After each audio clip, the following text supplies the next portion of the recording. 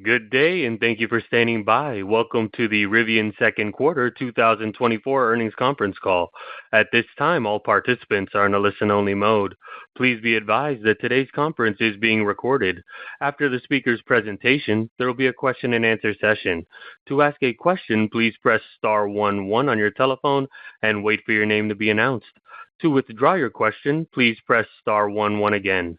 I would now like to hand the conference over to your speaker today, Tim Bay, Vice President, Investor Relations. Good afternoon, and thank you for joining us for Rivian's second quarter 2024 earnings call. Before we begin, matters discussed on this call, including comments and responses to questions, reflect management's views as of today. We will also be making statements related to our business, operations, and financial performance that may be considered forward-looking statements under federal securities laws. Such statements involve risks and uncertainties that could cause actual results to differ materially. These risks and uncertainties are described in our SEC filings and today's shareholder letter. During this call, we will discuss both GAAP and non-GAAP financial measures. A reconciliation of GAAP to non-GAAP financial measures is provided in our shareholder letter. Just before the call, we published our shareholder letter, which includes an overview of our progress over the recent months. I encourage you to read it for additional details around some of the items we'll cover on today's call. With that, I'll turn the call over to RJ, who will begin with a few opening remarks. Thanks, Tim. Hello, everyone, and thanks for joining us today. During our call, I will highlight key developments in the second quarter and provide an update on the progress we're making against our value drivers. Prior to discussing quarterly details, I want to reinforce the key messages conveyed in depth during our recent Investor Day.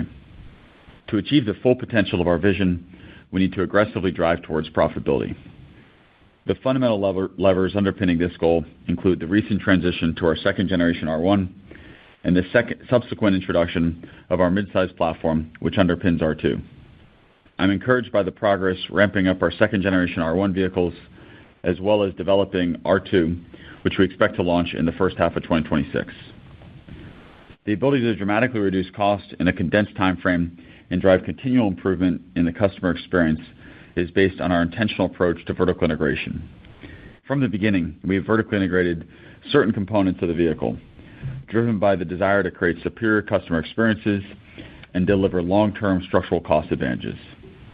The success of this is demonstrated by a recent J.D. Power Appeal study, where Rivian received the highest score and the most satisfying brand across the automotive industry. We spent years developing key technologies such as our software, electrical hardware, autonomy, and propulsion.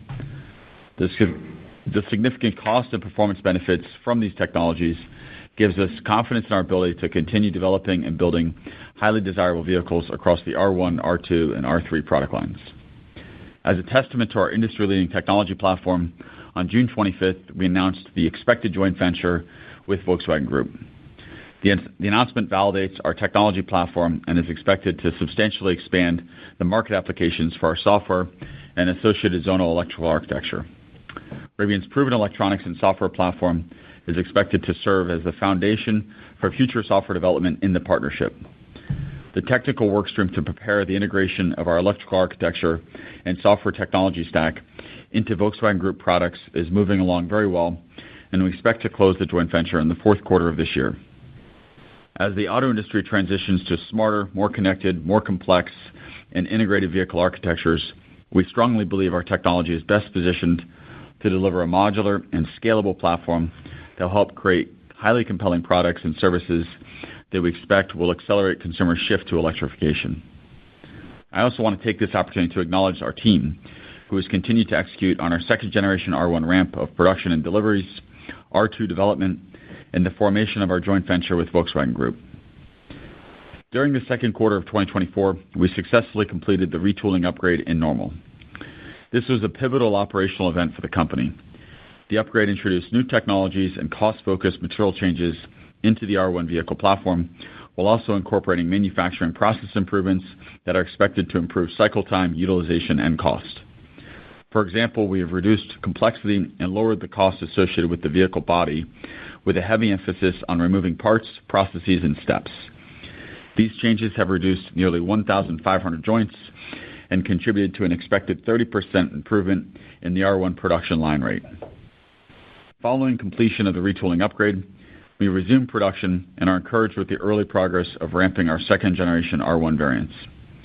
The new R1 vehicles have hundreds of design, engineering, and performance upgrades, with the most significant being an entirely new zonal architecture, new compute and autonomy platform, new in-house drive units, and a re-engineered suspension system.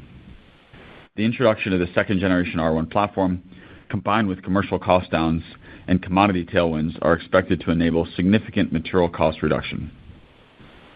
Importantly, I want to emphasize there is more to go. We are focused on reducing R1 costs beyond 2024 through lower material costs and conversion costs. As we continue to source materials for R2, we are seeing opportunities to further reduce the cost of R1 through additional supplier cost reductions. In addition, we believe the expected joint venture with Volkswagen Group will allow us to achieve more favorable pricing from suppliers.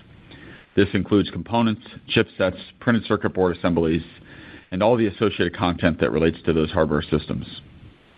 I want to delve in further on our new second-generation drive units, which represent a significant change in capability and cost. The second-generation R1 includes our Ascent motor system, which underpins our new tri-motor and quad motor. These motor configurations, in addition to our dual motor released in 2023, mean all motors on all Rivian vehicles are now designed, engineered, and manufactured fully in-house. The 850 horsepower tri-motor variants are expected to start deliveries towards the end of the third quarter.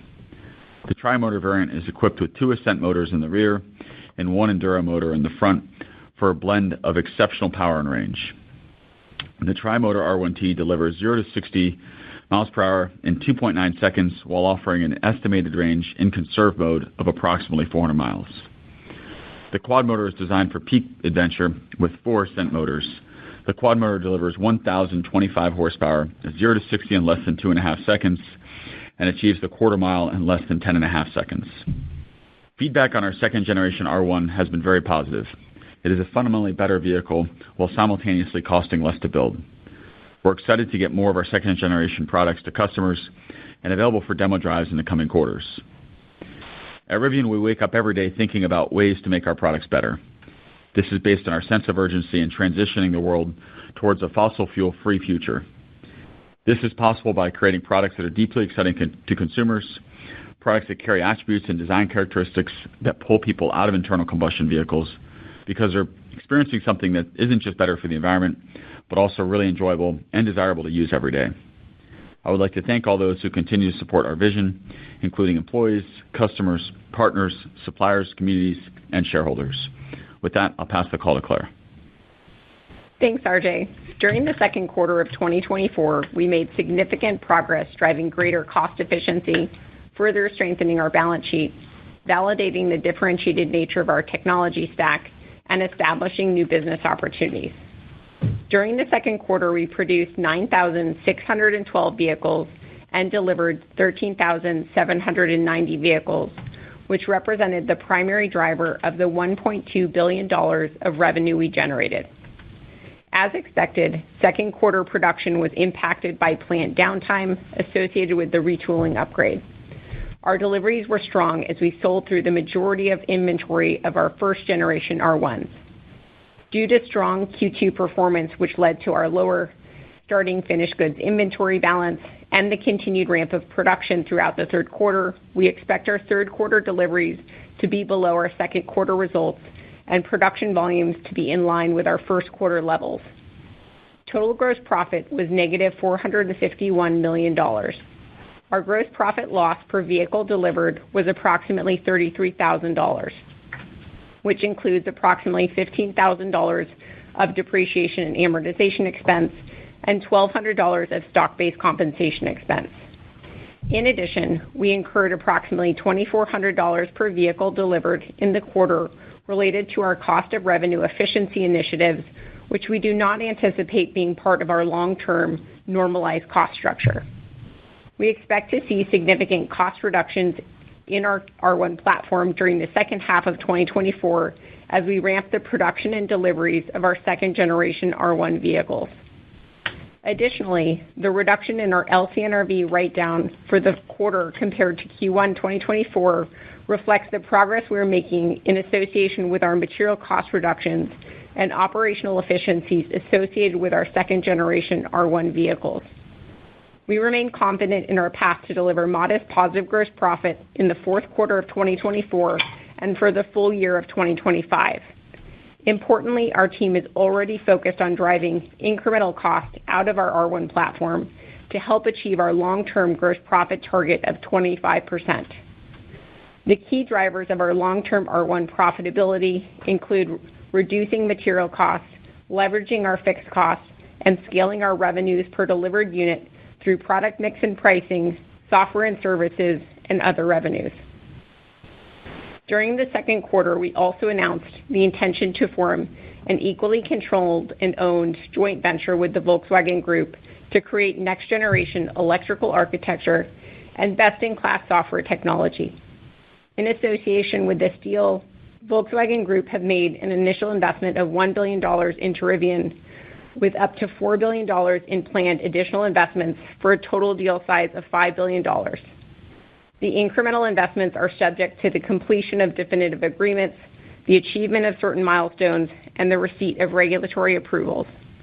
Assuming all criteria are met, we expect that the full $5 billion is intended to flow to the benefit of Rivian.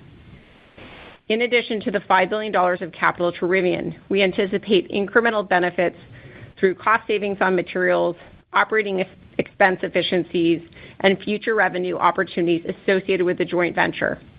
The initial and planned investments by Volkswagen Group, in addition to our cash equivalents, and short-term investments, are expected to provide the capital to fund Rivian's operations through the ramp of R2 and Normal, as well as the midsize platform in Georgia, enabling a path to positive free cash flow and meaningful scale. As RJ mentioned, we expect the deal to close in the fourth quarter of this year, and we will provide additional details at that time. During the second quarter, we improved our cash flow from operations by 41% as compared to the first quarter of 2024. This improvement is reflective of our continued focus on cost and greater working capital efficiency across the business. As compared to the first quarter of 2024, we reduced our gross profit loss per vehicle by approximately $6,000 and made progress on reducing our gross inventory balance. We believe these trends will result in further improvements in our cash usage for the second half of 2024. As we look ahead, we are reaffirming our 2024 production guidance of 57,000 units, delivery expectations of low single-digit growth as compared to 2023, EBITDA guidance of negative $2.7 billion, and capital expenditures of $1.2 billion. As a reminder, coming out of the retooling upgrade, we are currently operating the R1 line on a two-shift operation, which results in 56,000 units of annual run rate output. Our commercial van line is currently running on a limited one-shift operation, which has the potential to deliver a run rate annual output of 15,000 units. As we look ahead for 2025, we expect that our Normal facility will not be producing vehicles for more than 1 month during the second half of the year as we upgrade and integrate new equipment into the plant ahead of our first half of 2026 R2 launch. We continue to see a clear path to long-term approximately 25% gross margin target, high teens adjusted EBITDA margin target, and approximately 10% free cash flow margin target. I wanted to again thank our team, partners, customers, suppliers, and shareholders for the tremendous support. With that, let me turn the call back over to the operator to open the line for Q&A. Thank you. As a reminder, to ask a question, please press star 11 on your telephone and wait for your name to be announced. To withdraw your question, please press star 11 again. Please limit yourself to one question and one follow-up. One moment for questions.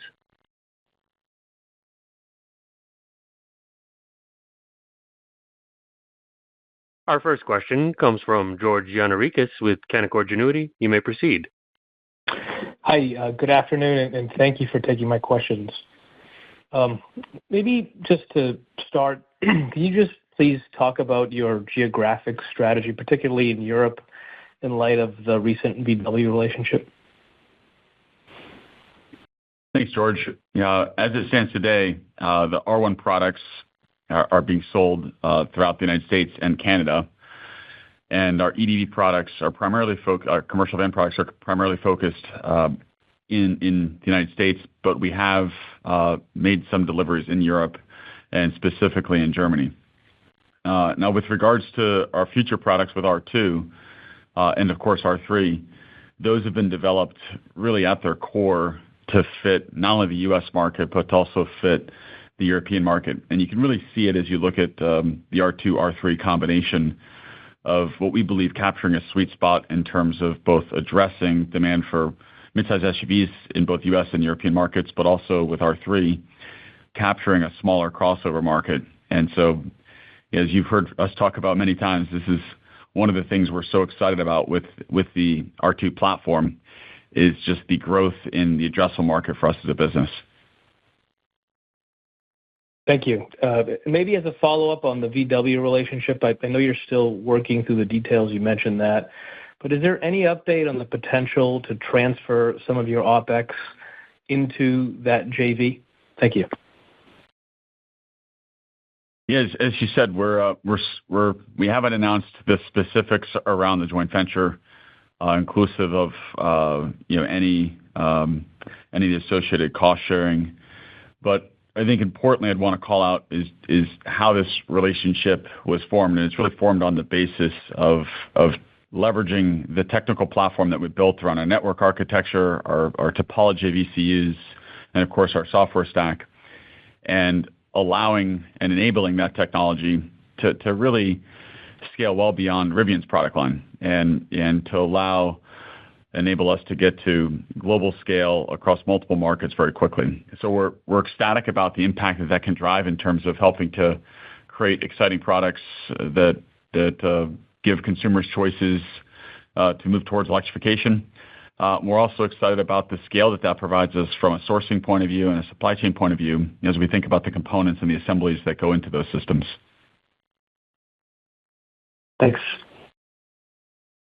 Thank you. Our next question comes from Mark Delaney with Goldman Sachs. You may proceed. Yes, good afternoon. Thanks very much for taking the questions.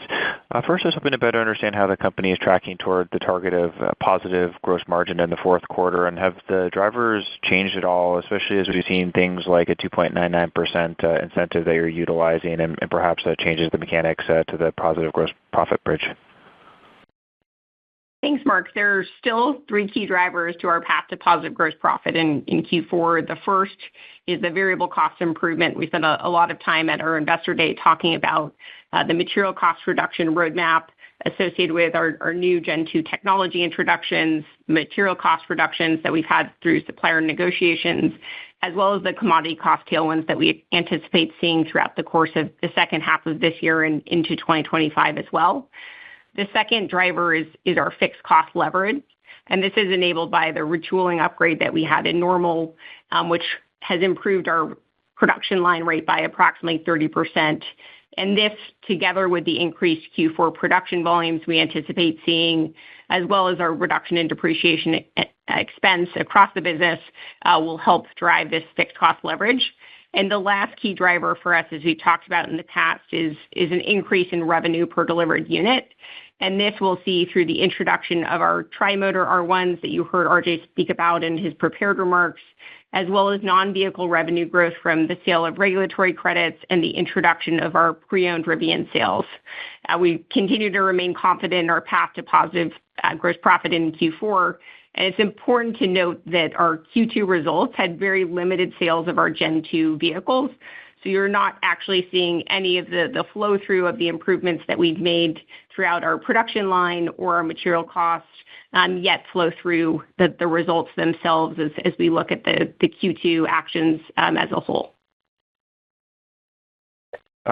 Thanks for that, Claire. My second question was how to better think about the material cost improvements you're looking to achieve, such as the 20% for the dual motor large pack second gen R1 compared to the first gen. I think those cost improvements did not incorporate some of the potential savings you think you may be able to realize now that you have the VW news out there and some of the response you've seen from suppliers. So I realize it's still somewhat early, but can you share a bit more on the magnitude of potential material cost improvements you may see as you're able to execute on some of that expanded opportunity? Thank you.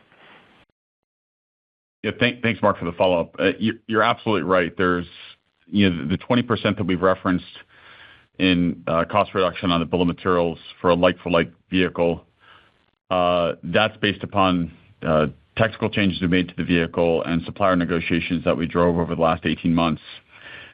There's certainly more room to go in terms of applying some of the leverage that we're going to see, not only with the relationship we're building with Volkswagen, but also with the scale that comes with R2.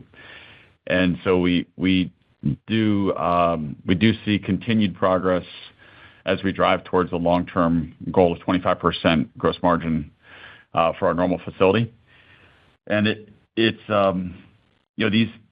continued cost efforts that we're talking about here on reducing our bill of materials, we also see improvements happening in our conversion costs at the plant. And those conversion costs are both the continued progress around efficiency improvements within the plant, but also over time, the enhanced fixed cost leverage that's going to come from bringing R2 to production to be produced in normal as well. Thank you. Our next question comes from Philippe Houchois with Jefferies. You may proceed. Yes, good afternoon. Thank you very much. A couple of questions for me. One is very little mention of EDV in the release. Could you give us an update on how your customer trials are going on and might have a kind of an idea of when you might have first customers outside of the Amazon deal? Thanks for the question, Philip. The EDV program is something that for us is we're really excited about. The impact of it in terms of reducing carbon emissions on a per mile basis is outstanding over internal combustion vehicles. And we've been able to really prove the robustness of the platform and the strength of the offering through our relationship and partnership with Amazon. And having a large deployed fleet of these before we started running the pilot programs we've talked about in the past with non-Amazon customers was really helpful as we refine not just the vehicle, but also the software surrounding the vehicle. And so as we've talked about in the past, over the course of this year, we've been running pilots in anticipation of more significant ramp up in 2025. And this focus on pilots is really reflective of the nature of this business, where these are large decisions around large numbers of vehicles for a lot of these bigger fleets. And it's appropriate that we build effective working models for how the vehicles are serviced, what digital support the vehicles have, what infrastructure changes are necessary for each respective fleet. It's a lot different than adding a single charger in your garage when you buy an R1. When you're thinking about adding many chargers and a lot of new power into, let's say, a fulfillment center, a distribution center, or an operating center. If you're a business that's running 20, 30, 40, 50, maybe 100 plus vans out of it. So these are great learnings that we've been driving off the basis of what we put together with Amazon. And we are looking forward to starting to talk about other customers beyond Amazon. Right. Thank you very much. If I can squeeze another one. On this Volkswagen relationship, did I understand correctly? You expect it to close in Q4, and at that point, you will disclose, to the extent you agree with Volkswagen, you will disclose the terms of the JV, and we might be able to get a lot of questions around the accounting and the JV and how much of the cost might be shared with the JV between Rivian. Will we get that information in the fourth quarter? Yes, exactly. So we'll be filing the definitive agreements associated with the Volkswagen technology joint venture once the JV is closed, which we anticipate being in Q4 of this year, and we'll provide additional clarity on some of the financial impacts of the JV to Rivian's longer-term financial forecast and trajectory. As RJ pointed to, we do anticipate seeing beyond the capital that the Volkswagen Group will provide incremental benefits, including material cost savings, operating expense efficiencies, and future revenues associated with the joint venture. Great. Thank you very much. Thank you. Our next question comes from Dan Levy with Barclays. You may proceed. Hi, thank you for taking the questions.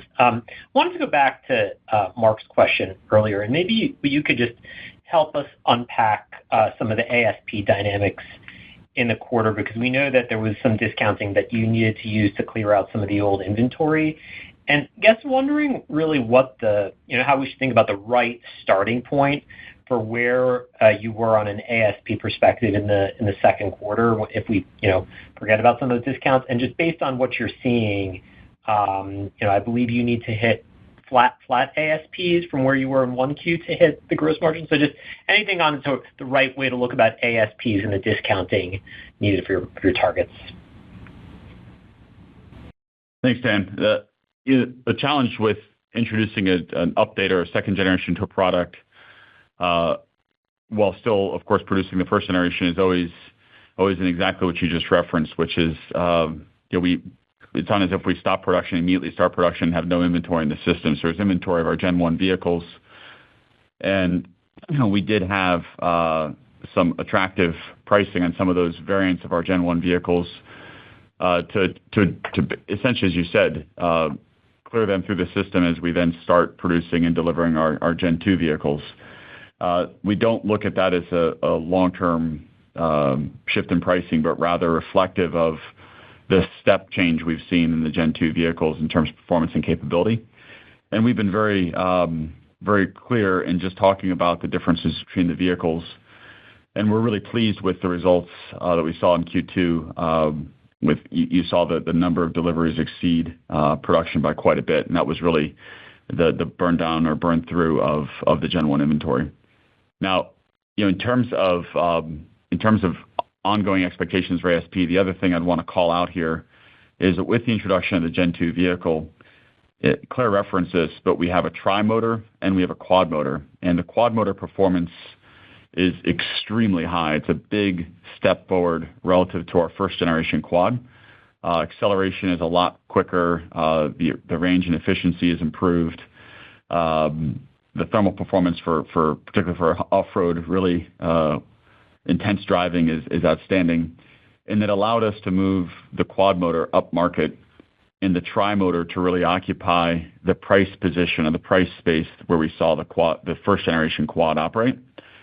And so that was very intentional. And the goal was between the dual motor, the tri-motor, and the quad motor to create a wide band of pricing, starting at just over $70 and going up, over, well into, over $100,000.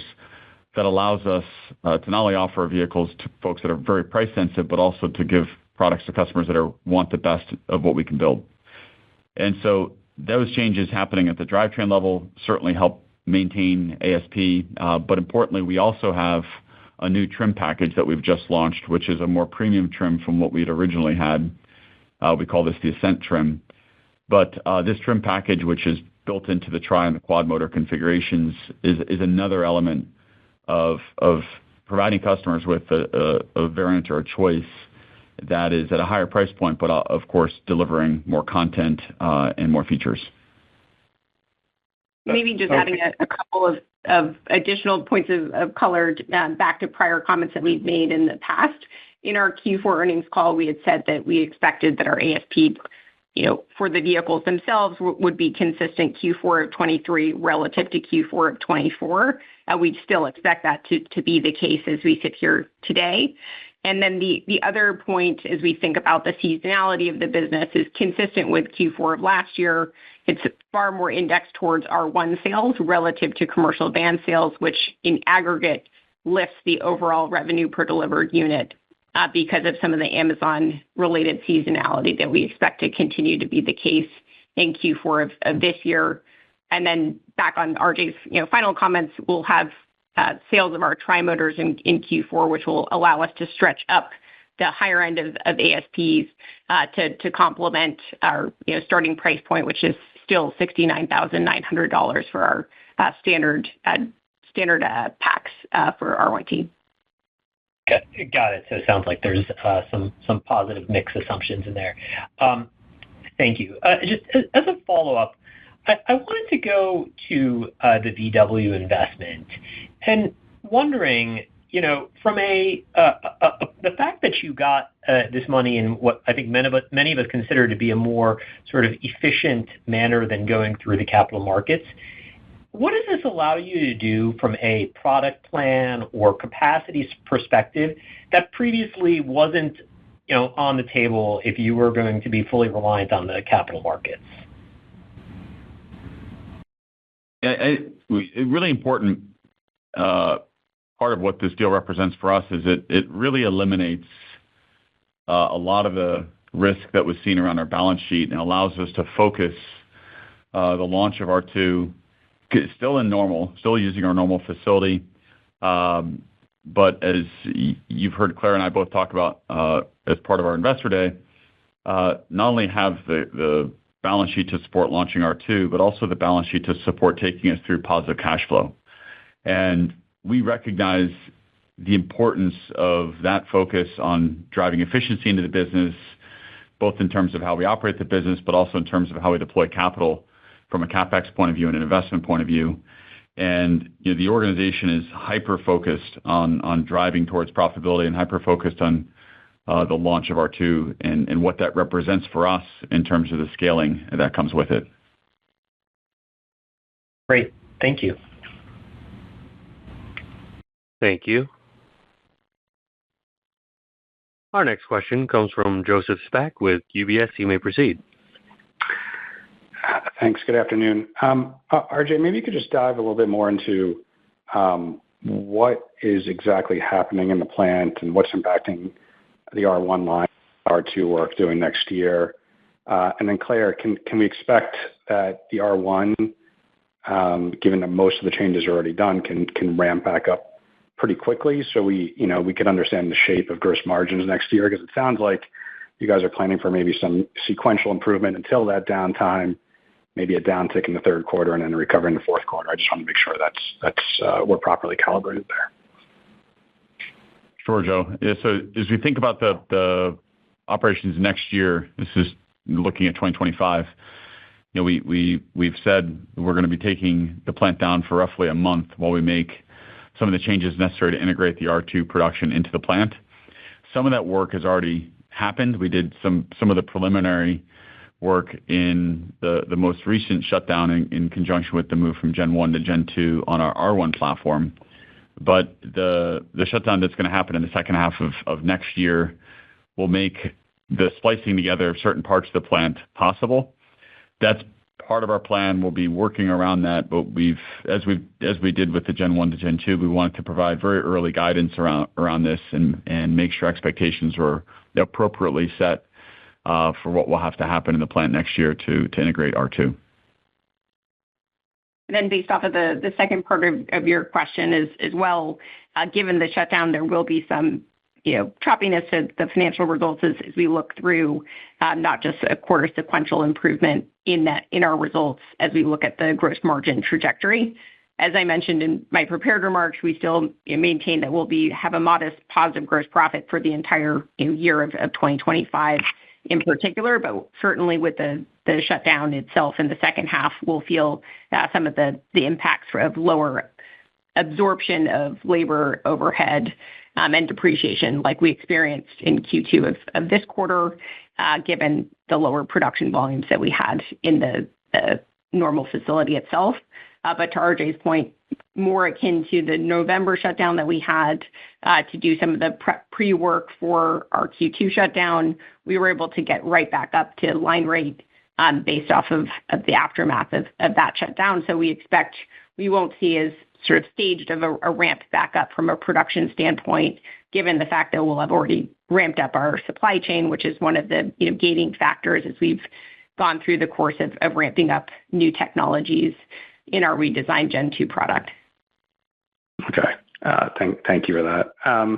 And as a second question, I don't know if you guys really ever, you certainly don't talk about it this way. I'm curious if you ever look at it or think about it this way, but you call out some of the impacts to the gross loss per vehicle from stuff that's not in the cost structure this quarter.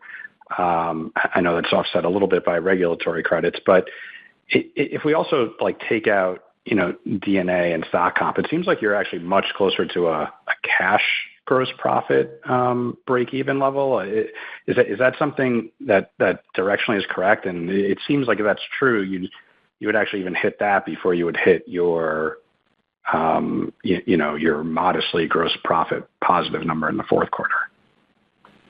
Yeah, Joe, that's absolutely right. And we wanted to call out in my prior prepared remarks just the impact. We had roughly $15,000 of depreciation per unit, $1,200 of stock-based comp per unit, and then another roughly $2,400 of other cost of revenue initiatives in the quarter. So that was roughly $14,000 of loss per unit if you make those three respective adjustments.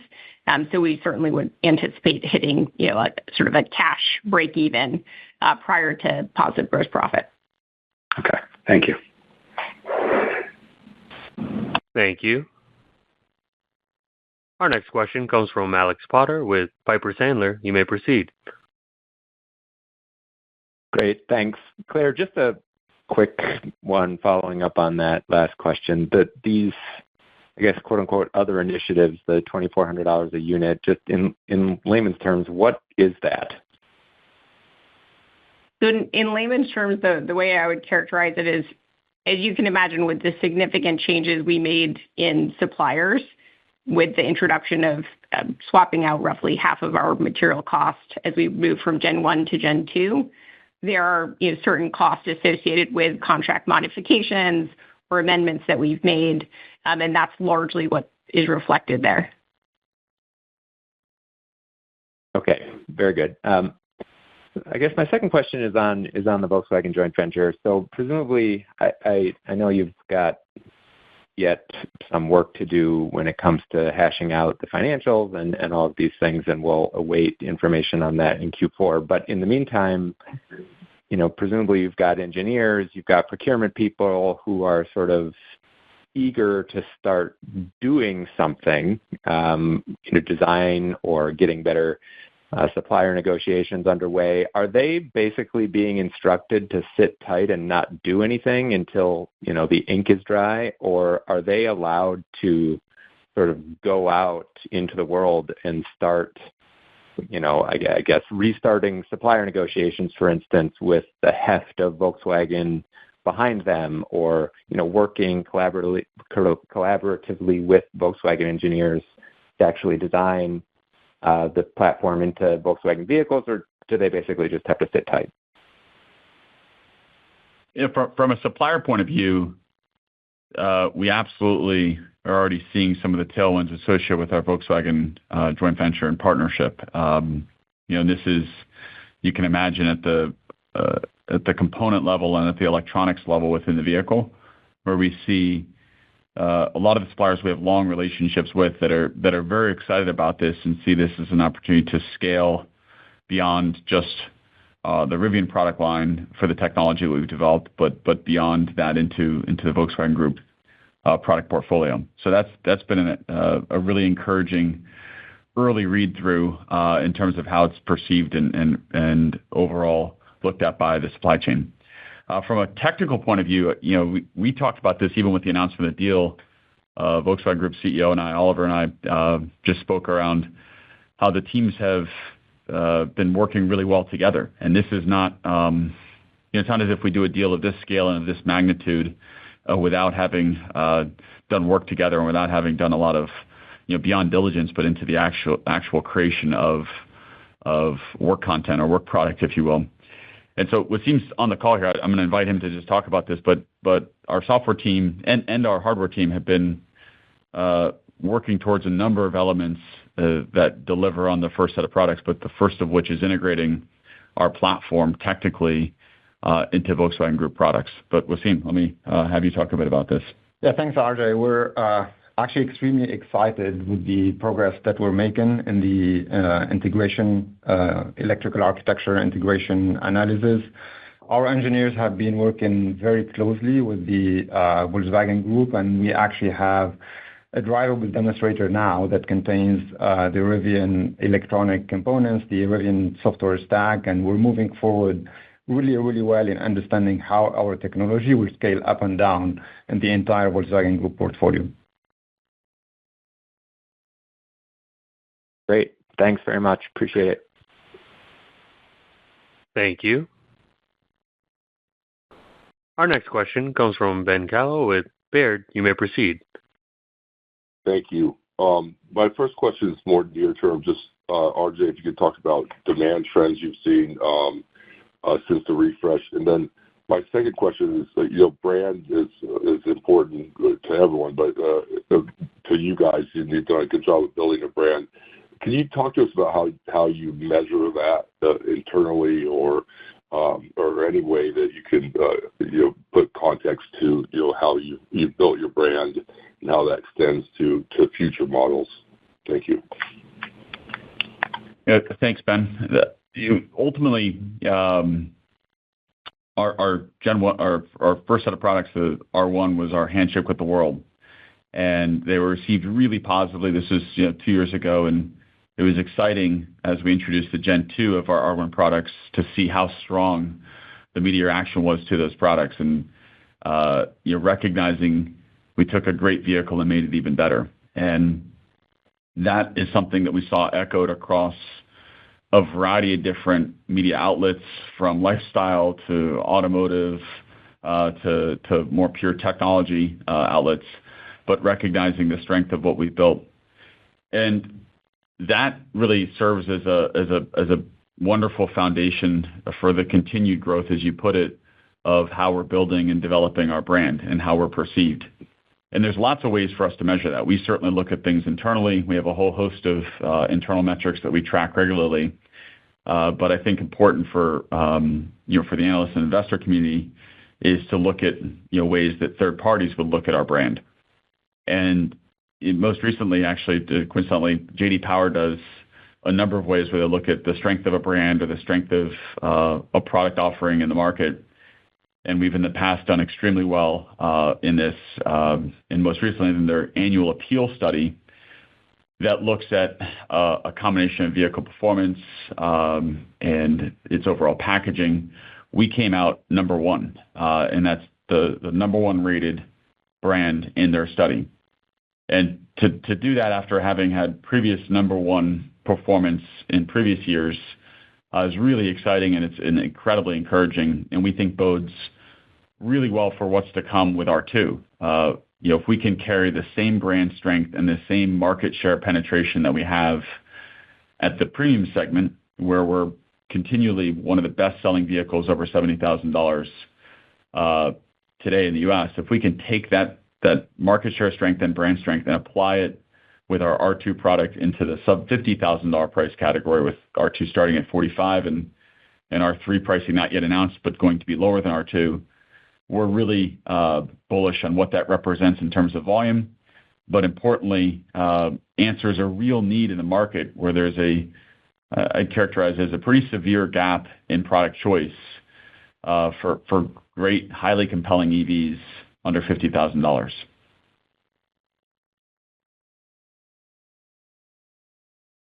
Thank you. Our next question comes from Shreyas Patil with Wolfe Research. You may proceed. Hey, thanks a lot for taking my question. First of all, curious what you're seeing in terms of opportunities in the sale of regulatory credits. I appreciate it can be lumpy. It was $17 million in the quarter. But are you seeing growing opportunities to sell reg credits at this point, just given some of the struggles that we're seeing with the legacy OEMs?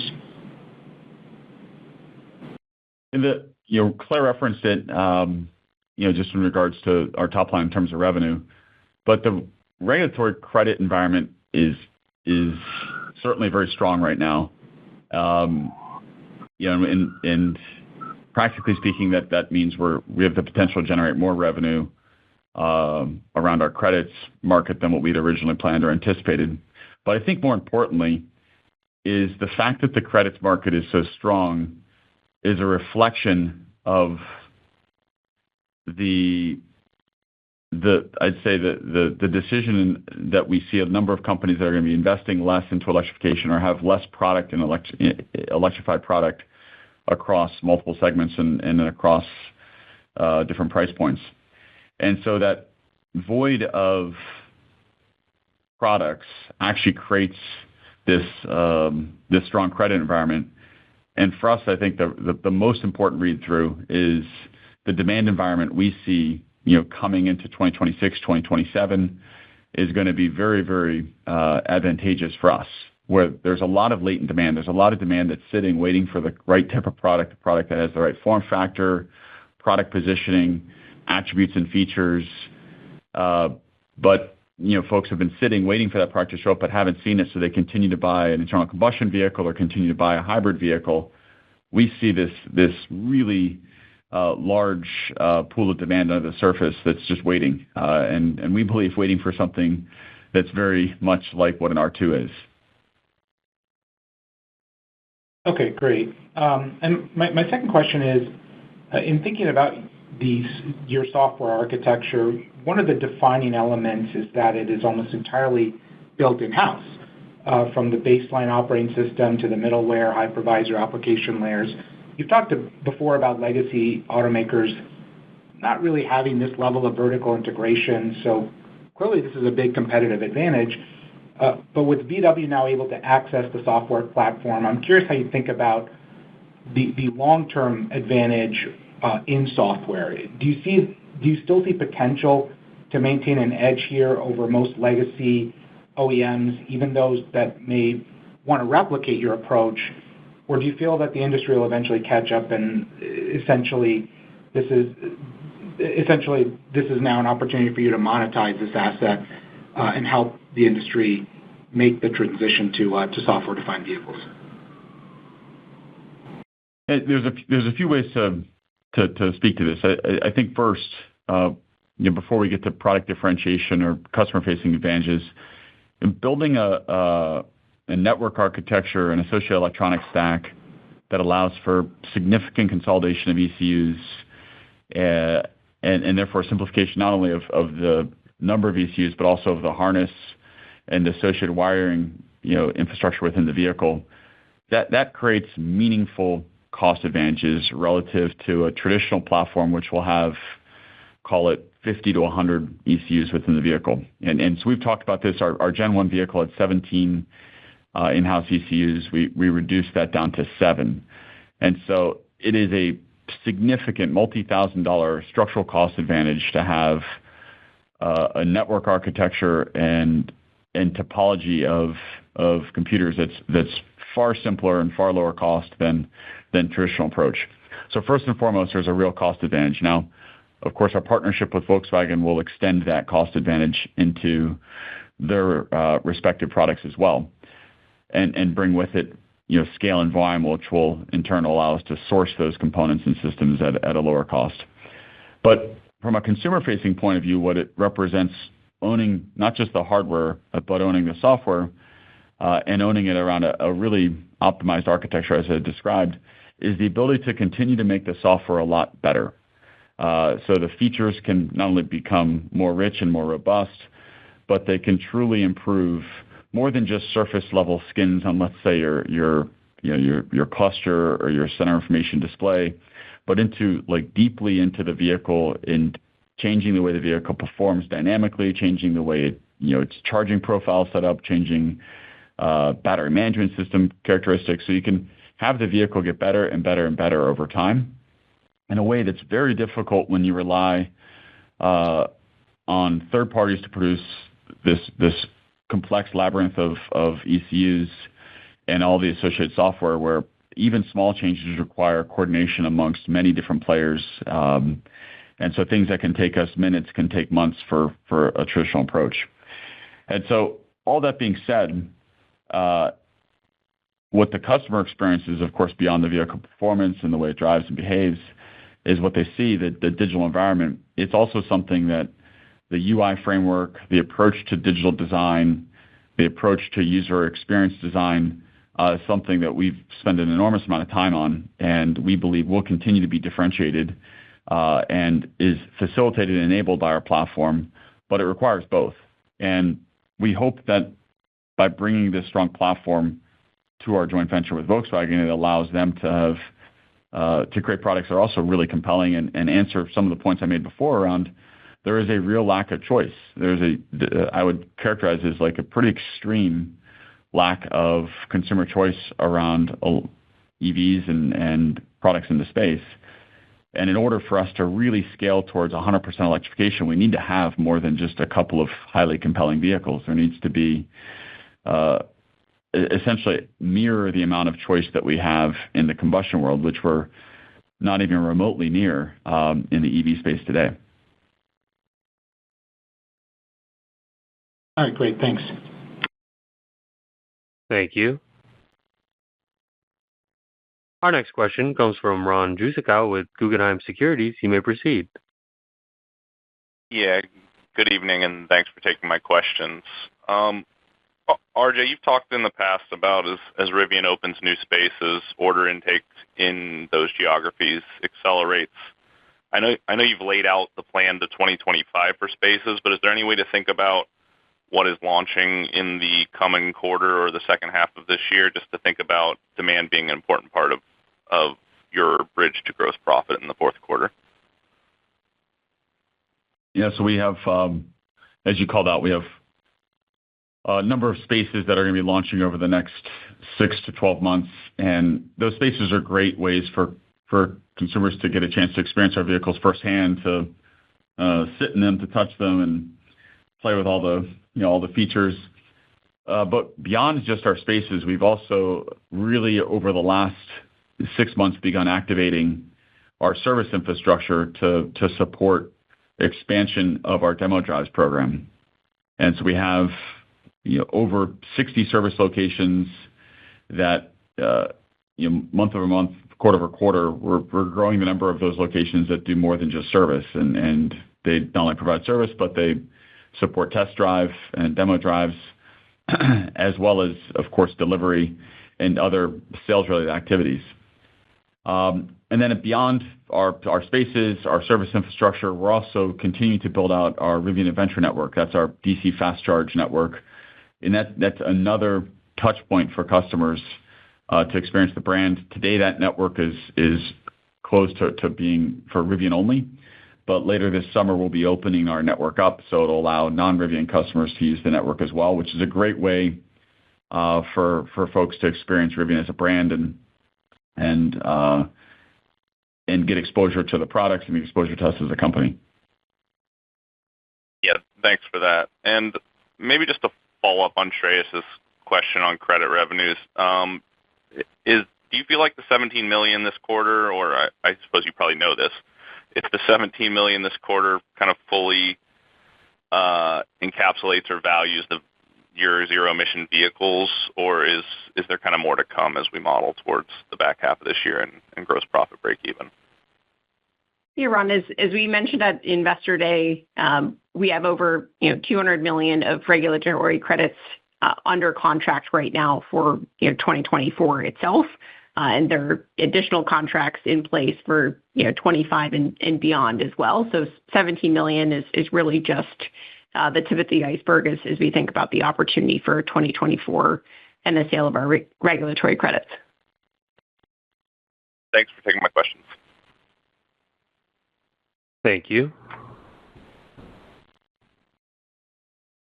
And our next question comes from Stephen Gengaro with Stifel. You may proceed. Thanks. Good afternoon, everybody. I think two for me. The first, when we talk about the gross profit progression and the expectations for the fourth quarter and beyond, the three kind of key points that were laid out, Claire, can you just talk about, are there any that you have more or less confidence in or are more or less visible at this point? Sure. As we think about the visibility that we have into the three drivers, which for everyone's benefit is variable cost improvement, fixed cost leverage, and increase in revenue per delivered unit. On the first piece, and that one, as we sit here today, the contracts with our supplier partners are under contract. So we have clear visibility into the cost down efforts that we'll see from a material cost trajectory there. Similarly, as we think about the fixed cost leverage, that will be enabled by our production ramp in the second half of the year as we increase volumes. The other component is the reduction in depreciation expense. As RJ alluded to earlier in the call, we're now anniversarying our 3 years post-start of production, part of the reduction in our depreciation expense is related to fully depreciating some of our initial tooling associated with our launch. Again, we have clear, visibility into the trajectory on that component of it as well. The final component, as we think about the increase in revenue per delivered unit, on this end, again, we're ramping right now our Ascent drive unit line that will enable sales of our Tri-Motor that allow us to skew a little bit higher from a mix perspective. I just referenced the regulatory credits that, again, that are under contract for this year as well. Have a lot of visibility as we look into the, second half performance. Great. No, thanks. That's good color. I appreciate that. The other quick one, and I'm not sure if you'll comment on this or not, CapEx for 2025, any parameters we should be thinking about? Yes, as we think about CapEx for 2025, as we've mentioned in the past, we estimate spend to be roughly in the, $1.5 billion area. Okay, great. Thank you. Thank you. I would now like to turn the call back over to RJ Scaringe for any closing remarks. Thank you, everyone, for joining us today. We're really excited with the progress we're making, the transition to our second-generation R1 vehicles and the associated cost structure that drives both at the bill of materials level, but also within our operations, within our plant, is a really important stepping stone for us as a business. The efficacy through which that launch occurred really reflects the growing capability for us as a business.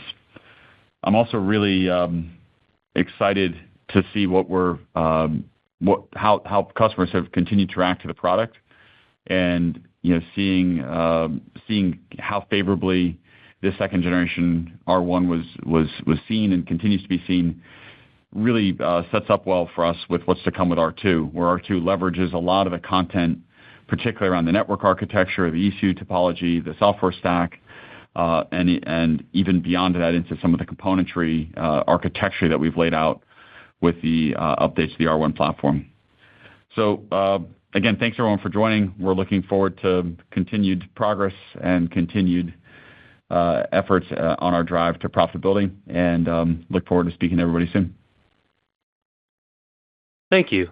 This concludes the conference. Thank you for your participation. You may now disconnect.